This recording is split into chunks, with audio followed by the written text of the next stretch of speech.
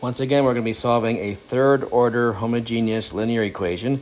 And once again, we take our e to the RT. That's what we do for all of these problems. And so when we substitute that in, take the derivatives, and we factor and divide it out, we're left with our r cubed minus 8r squared plus 29r minus a 52 is equal to 0. And once again, we need to find the roots of this cubic polynomial. I strongly recommend graphing it on a graphing calculator so that you can go ahead and find at least one of the real roots, which is guaranteed to exist. So if we graph this one into our calculator, and again, we're just looking for at least one real root for our crossing, we will see that it crosses at r equals 4. So again, this is from our graph. So again, r is equal to 4. And again, just because something looks like something in mathematics doesn't make it true. We have to make sure we divide by this 4 to see that it is actually going to be a 0 of the equation. So we divide the 4. We're going to have a 1, a negative 8, a 29, and a negative 52. Once again, we bring down the first coefficient and multiply. It's going to give us a 4.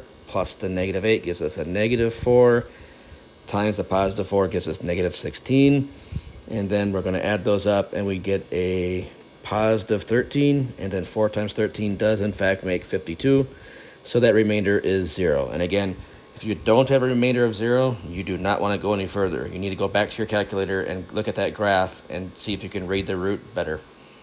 So now we go back and rewrite our equation as r minus 4 times the remaining quadratic, which is r squared minus 4r plus 13. And again, this is still equal to 0. We know that r1 is going to be equal to 4. To get the other two values of r, we have to either use the quadratic formula or use completing the square. I'm a big fan of completing the square, so I'm going to do that instead. So we have a negative 13 brought to the other side. Half of negative 4 is negative 2. Negative 2 squared is 4. So we add a 4 onto both sides. The left factors as r minus 2 squared. And the right simplifies down to negative 9. Taking square roots, we're going to end up with an r minus 2 equals plus or minus 3i. So the second two values of r are going to be 2 plus 3i and 2 minus 3i. And again, reviewing from before, these 2's, they're going to make the exponential part of the solution, and then these 3's are going to be the coefficients on t inside of the sine and cosine. So now we've got our three values of r, and it's time for us to write down our general solution. So it's going to be a y of t has an arbitrary constant c1 times e to the 4t. Now an arbitrary constant c2, e to the 2t times cosine of 3t.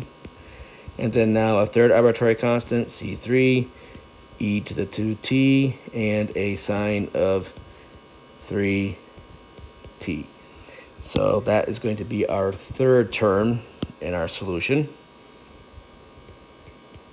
And now we have our three constants, our three terms, and that is our solution of our third order equation.